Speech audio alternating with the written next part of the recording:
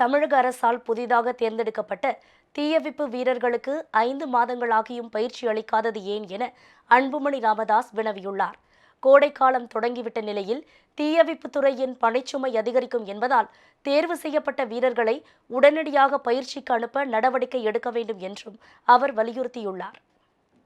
பாமக தலைவர் அன்புமணி ராமதாஸ் வெளியிட்டுள்ள அறிக்கையில், தமிழ்நாடு தீயணைப்பு மற்றும் மீட்பு பணிகள் துறைக்கு 674 தீயணைப்பு வீரர்கள் தேர்ந்தெடுக்கப்பட்டு 5 மாதங்களுக்கு மேலாகியும் இன்று வரை அவர்களுக்கு பயிற்சி அளிக்க ஏற்பாடு செய்யப்படவில்லை என தெரிவித்துள்ளார்.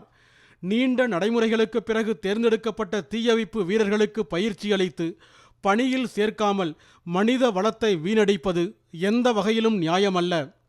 தமிழக காவல்துறைக்கு 2ஆம் நிலை காவலர்கள் 2599 பேர், சிறைத்துறை காவலர்கள் 86 பேர், தீயணைப்பு வீரர்கள் 674 பேர் என மொத்தம் 3359 பேரை தேர்ந்தெடுப்பதற்கான ஆள்தேர்வு அறிவிக்கை கடந்த 2023ஆம் ஆண்டு ஆகஸ்ட் 8ஆம் தேதி வெளியிடப்பட்டது.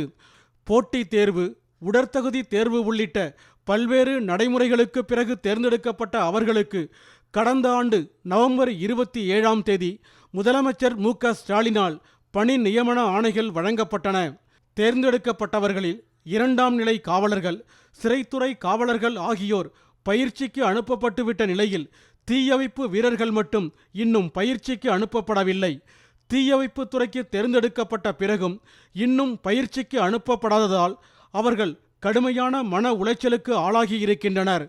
பணி நியமன ஆணை பெற்றும் கூட தங்களுக்கு வேலை உண்டா இல்லையா என்ற ஐயத்தில் வாடிக்கொண்டிருக்கின்றனர்.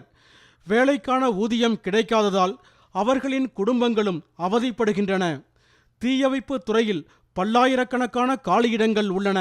அவற்றை முழுமையாக நிரப்பாமல் காலியிடங்களில் ஒரு பகுதியை மட்டும் நிரப்பும் நோக்குடன் தான் 2023ஆம் ஆண்டில் ஆள்தேர்வு அறிவிக்கை வெளியிடப்பட்டது.